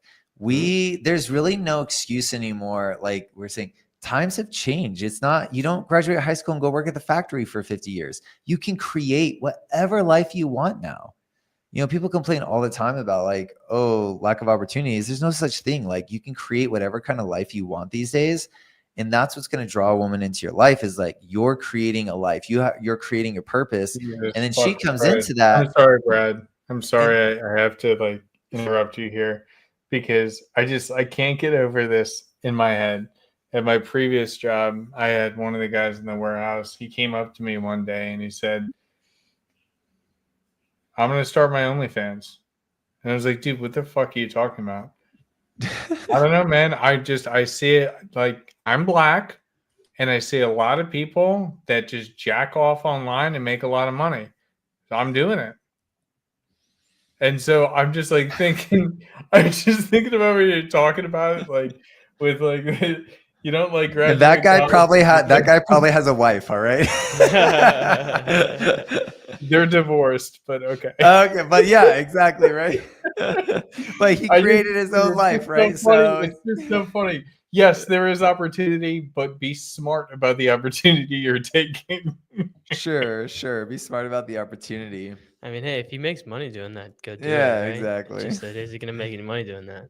But yeah, create a life, and any girl that enters it, like you teach her, you lead her, like, hey, this is the way I live my life. If you want to be my girl, this is the way we're going to lead our lives, and this is how it's going to be moving forward. And you have to continue that vision Whereas a lot of guys, I feel like they're so stuck in this old mindset of why I went to high school, I went to college, and I got a job. I just want a I did girl to everything marry me now. right. Yeah. I just want a girl to marry me, and I don't want to have to do anything else. I don't want to have to create a life or have this vision. I just want to like work my job, come home, and watch TV. Yeah, play video games. But that's just not life anymore. Like, no, I don't want to say that that's what life ever even was. I feel like there's a lot of kind of like misplaced nostalgia for the way things used to be that aren't exactly accurate. I feel like women are still responding so? to men. How so? So like what I'm saying, like this idea that, oh, I used to just be able to graduate high school, get a factory job, get a wife, and I would live this amazing life or this good life. And it's like, was that life, was it really good, or were those guys still just coming home, watching TV and being miserable, and their wives were nagging them? The only difference was there were maybe stricter divorce laws, so the wife couldn't leave. But right, it was like, still, is that yeah. really You ideal? and you could beat your wife back then. Yeah, or like shit like that, right? All right, It's don't like, clip that. yeah, we'll clip that. No, but I understand what you're saying, and it's interesting, because yeah, things are a lot more fucking boring. I'm not gonna lie on that. They had less that they could do, so it does kind of make sense that, you know, it wouldn't make any sense that they would be happier. I Yeah, think that's so like false instead of equivalent. a lot of it's just mindset, because we can look at the modern age and think of it like, oh, things are so tough for men these days. Women only like the top 20% of guys and blah blah blah blah blah. But we could also look at it as this is the best time ever for men because it's never been It's never been easier. easier. It's never been easier to embrace the masculine spirit of adventure. It's just Yeah. it's scary. Mhm. You got to overcome your fears to go after what you want, and God knows, like, I'm not going to sit here and say it's easy because I embraced the masculine spirit by doing everything I did last year, came here, immediately suffered an ego death, which was just one of the worst things I've ever gone through in my entire life. So it was very difficult and it was very painful. But once I came out of that and I realized, like, holy shit, I'm free. I'm literally completely free. Every single day of my life, I wake up and I just do what I want to do. And what I want to do is build this podcast with Jake right now. And that's all I do. I do that, and I go to the gym, and I go out and I talk to girls, and I live my life exactly the way I want to live it because I can. Like, the internet affords me that possibility.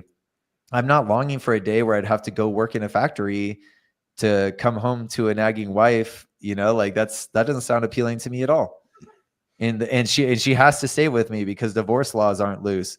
We'll just strengthen the divorce laws. And it's like, okay, so you force a woman to stay with you. That's your ideal solution now. Like, why don't you just become a man she wants to stay with? Yeah. And coming back full circle to the celebrity energy. When you start to exhibit that in the way that you live your life, and I'm thinking about you right now, Brad, because I know you've gotten back into some of the dances and whatnot with the raves. Yeah. You're pretty good, man. You're a hell of a lot better than I am. Thank you. I tried to Appreciate do that. it during EDC Vegas last week, and I felt like an idiot. And then I just kind of sulked in the corner. You have to feel like, dude, it takes honestly, it took me like 2 months of looking like an idiot just to get the basic movement down, like the one basic movement. And yeah, it's tough, but celebrity energy, the way I really think about it, and it's the reason you actually reached out to us originally, right? Was because celebrity energy is all about authenticity. It's all about being comfortable, being seen for your authentic self. And the dancing is something that's just very authentic to me.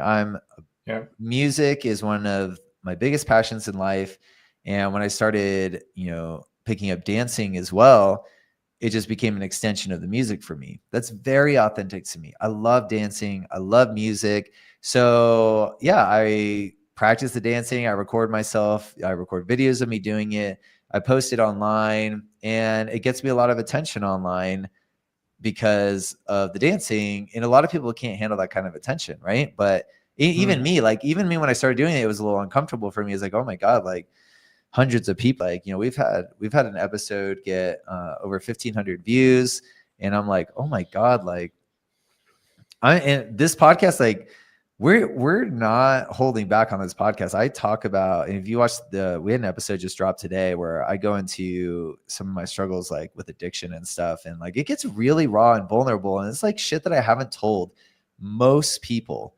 But now I'm just putting my shit on blast for the entire world to see, so that I can expand my nervous system's capacity to be seen, truly seen, not just seen like, oh, it's my face on a screen, but like truly seen at my core, who I am, who is Brad, what's his passions, what's his strengths, what's his weaknesses, what's his dark sides, right? I think a lot of guys struggle because they're always trying to cover up their dark side. They don't want anyone to find out, right? Shame, right?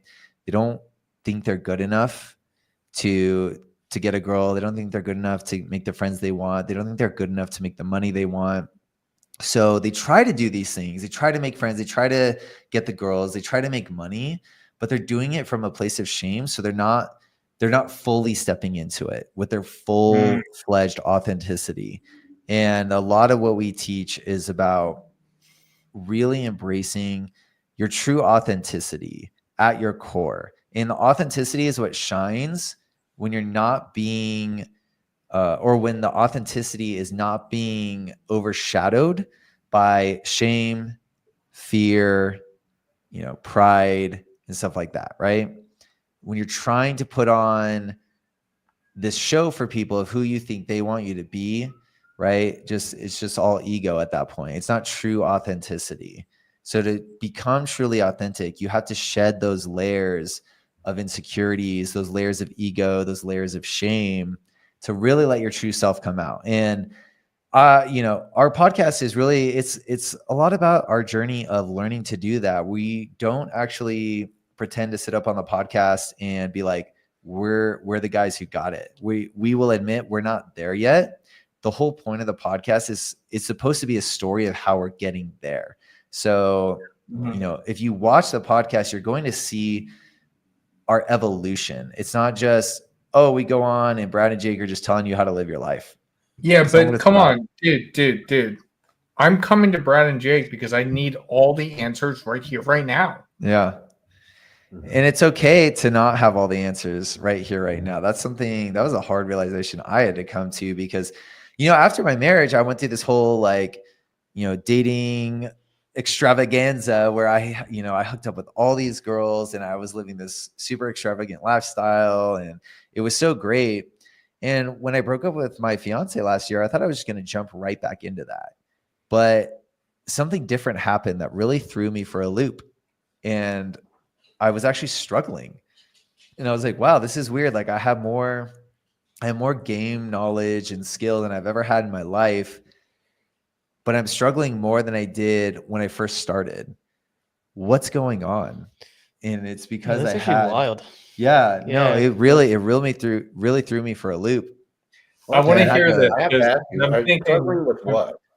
Was it struggling with the cold approach, or have you evolved? It was the internal stuff. That it wasn't that important to you anymore. It was just the internal stuff that I was really struggling with, right? Okay. And so I realized that, oh my God, even though I have like all this like knowledge up in my head and I have all these past experiences, I still need to go through the same internal process that I went through back in the day. And this time it's actually been even more difficult because back in the day, the only thing I had to deal with was the breakup. But this time I had to deal with the breakup. I had to deal with the leaving the secure job, leaving my home state, leaving my support system, leaving my house, being in a new place, a new city, all of that. I had all of these things going on. And I realized that I had built such an attachment to my old external circumstances, like, oh, I'm this amazing guy because I have this job, I have this house, I have this super hot fiance. And then I got rid of all that stuff and I had to think about, well, like, okay, well, if I don't have those, then like, who the fuck am I? Mhm. right? And I also decided that this would be a good time to get sober. And that added a whole extra layer of like identity crisis to me because Holy I fuck, also dude. realized, I did that during my last yeah, breakup. Yeah. I also realized that I was covering up a lot of negative emotions by just numbing out and escaping them. Right. So I really, and I asked for this. I asked the universe to do this to me. I said I wanted to grow. I said I really wanted to get in touch with myself and develop a better relationship with myself and become more confident. And I'd kind of reached the pinnacle of what I could do with that stuff given my old lifestyle.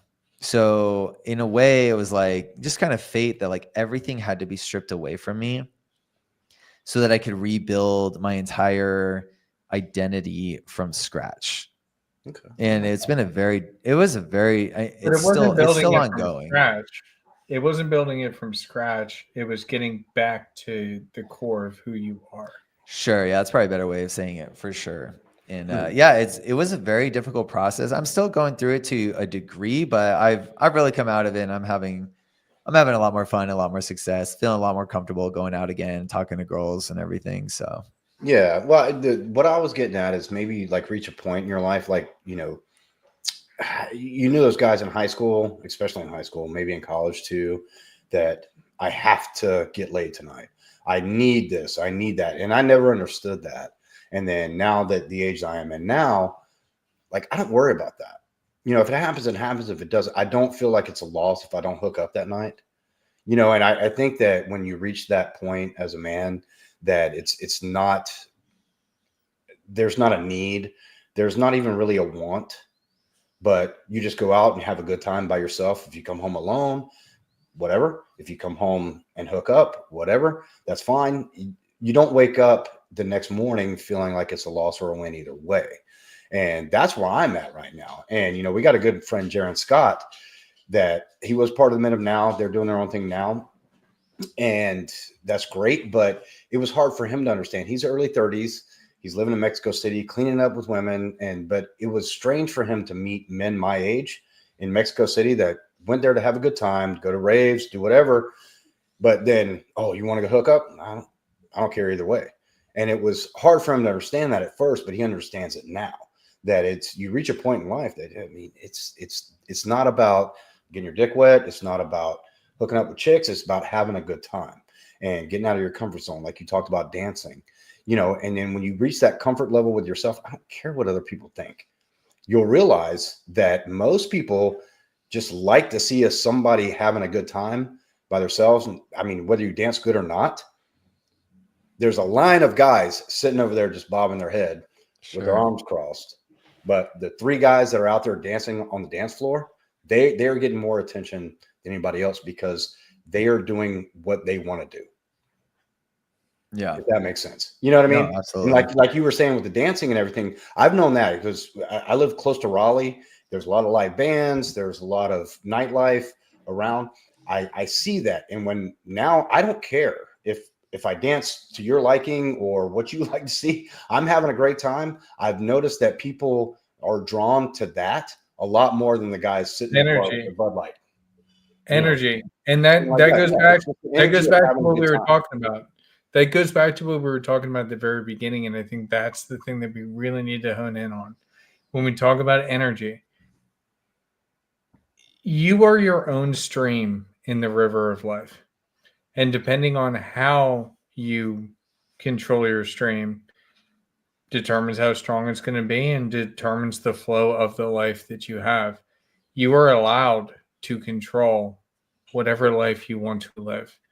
And that is what your role is as a man, is to be the leader of your life, is to be the controller of that stream and to make sure it runs through the river of life, the energy in the right way possible so that you can go ahead and end up where it is that you actually want to be. I mean, hell, that's an entire other conversation that gets so frustrating for us sometimes talking with guys who can't even define their goals.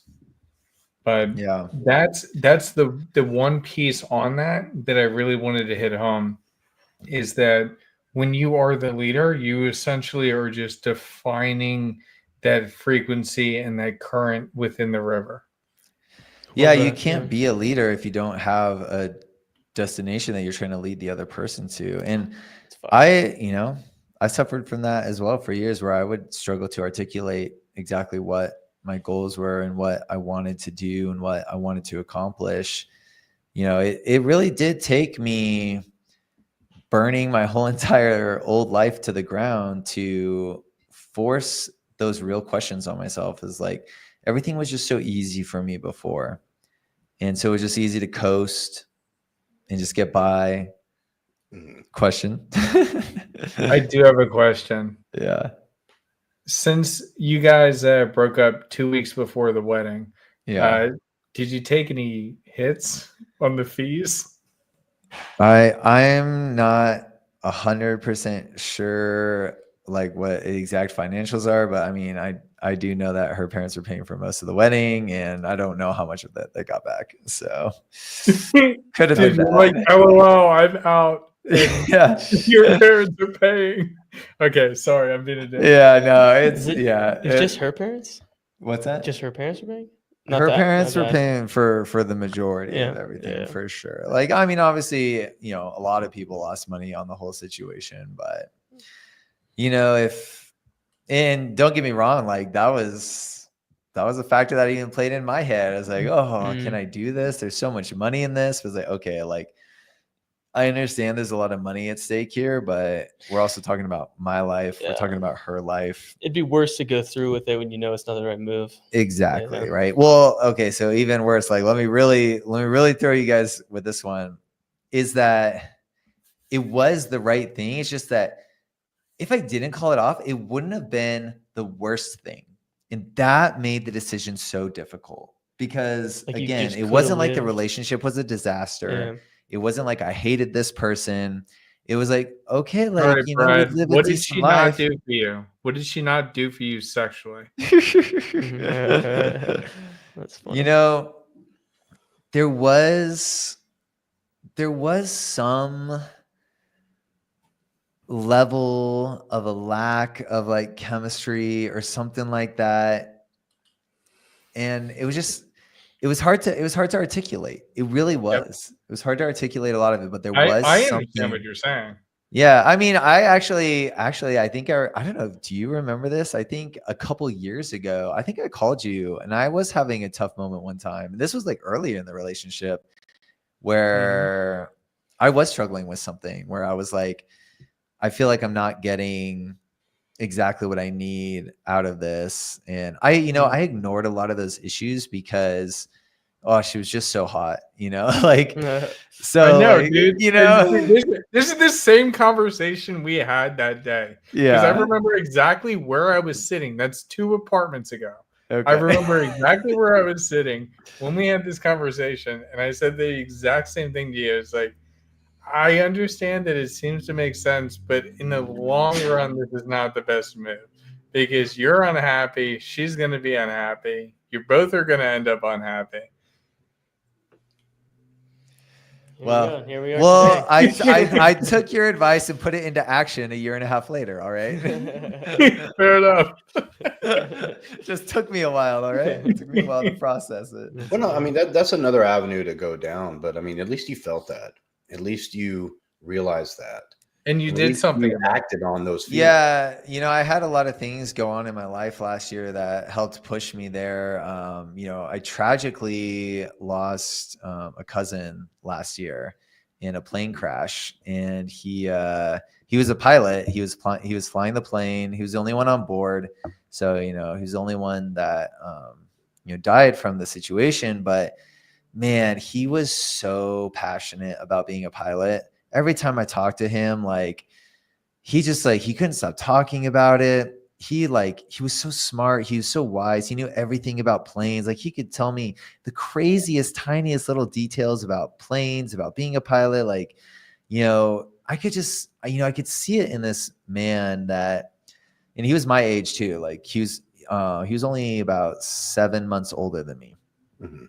And I remember talking to him a lot of times, and I'd be so inspired by him, but I'd also feel like jealous because I'd be like, man, like you really found it, haven't you? You found like the thing that you would literally the thing you would die for.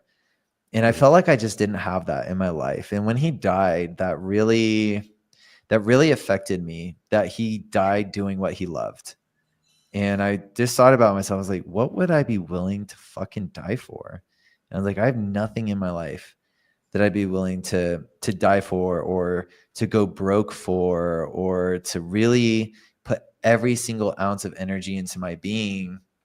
And so I thought about that a lot. And that is, it's not the maybe the largest part, but it's definitely a part that helped me come to the conclusion that, I'm living my life on such autopilot and safety mode. I'm just kind of living my parents' life, walking into the safe life that they encouraged for me. Mm-hmm. And now, like, I'm living a super, super dangerous life, because I don't have the stable job that I used to have. And I don't own, the house that I used to own. Like, I sold it and I'm just living off I'm the on money. unemployment. I don't Yeah, have a house. I'm living doing, off. I don't know. I'm developing a meth addiction. I'm trying on it. I Yeah. don't know. And if you got, the meth is great. Don't get me wrong, but Mhm. no, like I'm just living off thankfully I was pretty good financially in my old job. I saved up a lot of money and then I sold my house. So like I have money to live off of now, but Yeah. I don't have any income from a safe job, right? I only have income from what I generate through our business.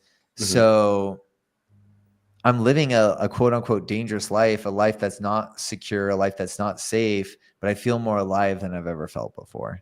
Yeah. And that's a great realization, man. I'm kind of in the same situation. I had the cush job, was doing great. About 3 months ago, the position was taken away from me. Now I've got several options to take, but I decided to start my own business. But I did the same thing, got an emergency fund. I'm good to go for at least the next year to live the same lifestyle I'm living now. And if I can't get something going, at least I tried, Yeah. And that's the thing. And I'm not scared. I mean, Yeah. the few people I've let into my life to know what's actually going on right now are more scared than I am.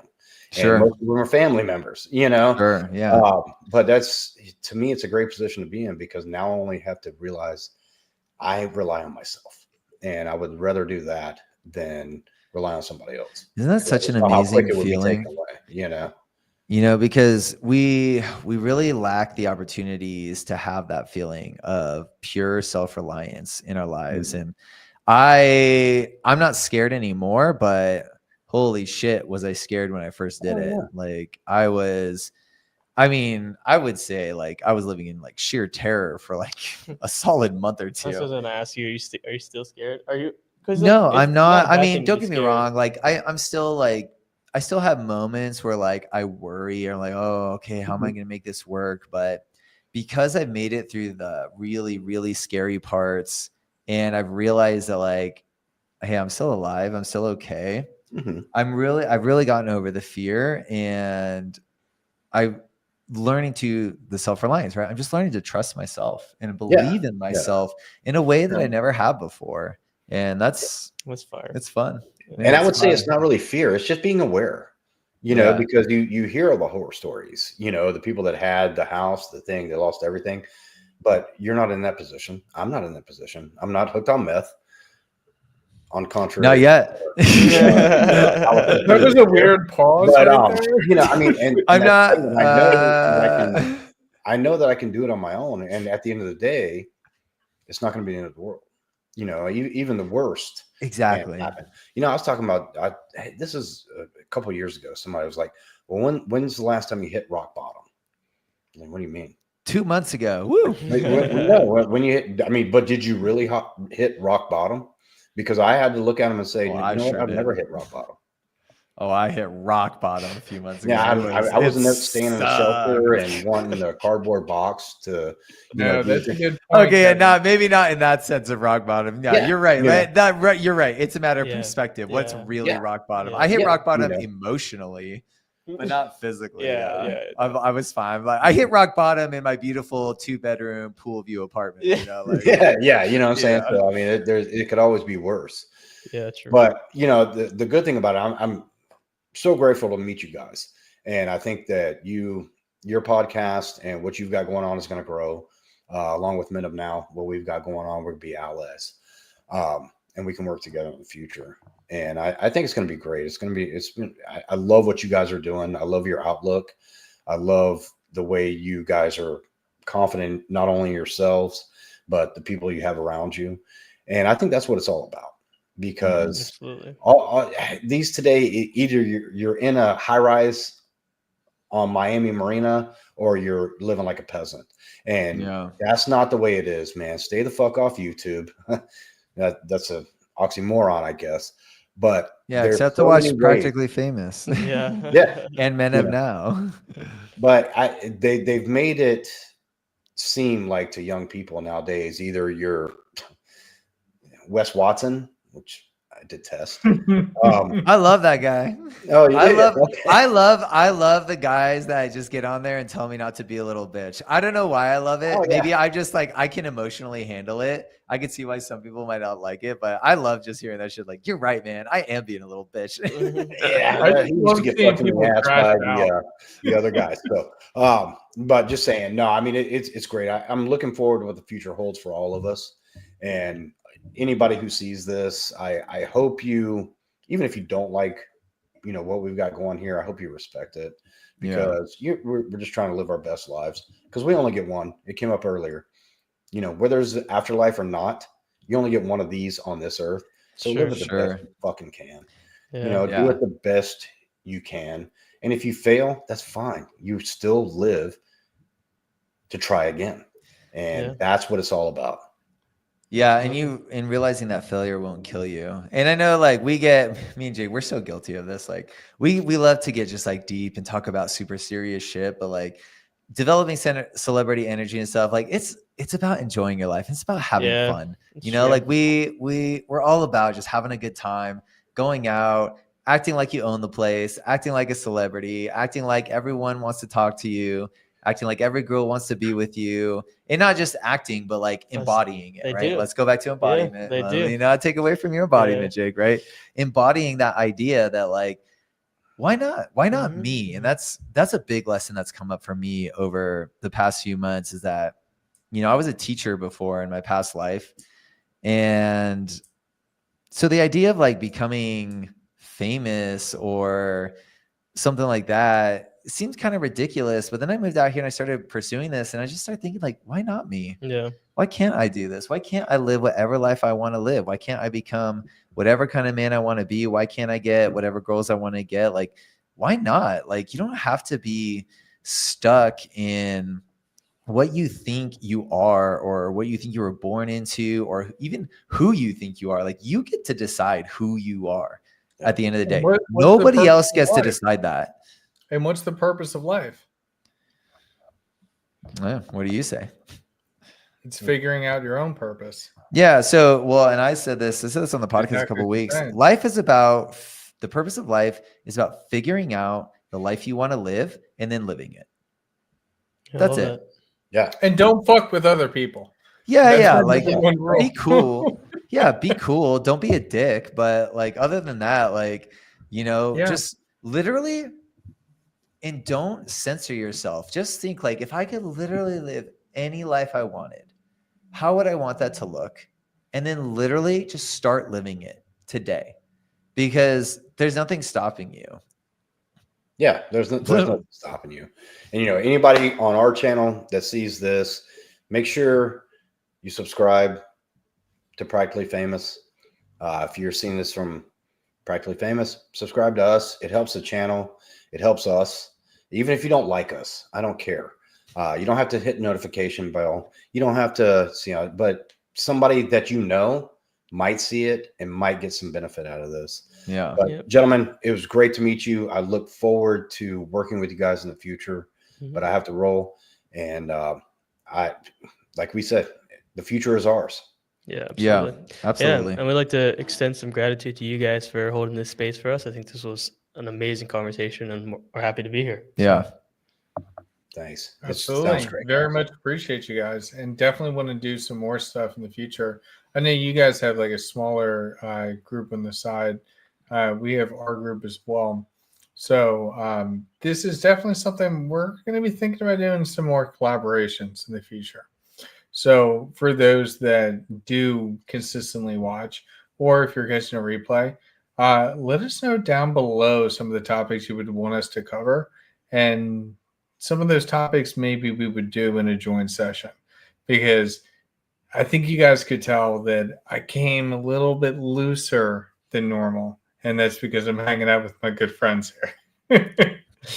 And I would love to get fully loose, but I can't do that unless we're behind the paywall.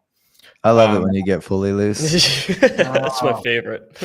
Dude, we were in what? We were in Vegas, and it was Vegas. like all of 10, 15 minutes before I was fully naked. Yeah, me and Hud's roomed together in Vegas a while back, That's and funny. well, what happens in Vegas? You know? Yeah. No clothes Yeah. needed in Vegas, Yeah. really. Yeah. Oh man, but no, this was a really great conversation.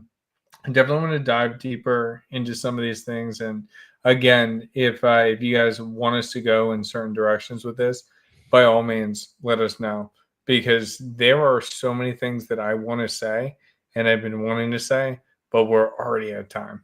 So Yeah, sure. we Yeah, definitely- we can talk about this stuff forever. And me and Jake, like, we're the worst. We always just take it so deep. We take it to these deep, like, meaning of life levels of everything. Like, we like to get to the I core of love it, though. things. And Yeah, I love it so much. that's just how we are. Yeah. it's better to do it the right way the first time. And so it's better to get a little bit deeper if it means you're going to get to the solution. Yeah. I think that's something that people tend to miss on some of these conversations sometimes. But no, this was fantastic. Thank you guys. Until next time, peace out. And yeah, I don't know. I got to figure out a better way to You go ahead got and end these like some things. kind of call off signature, huh?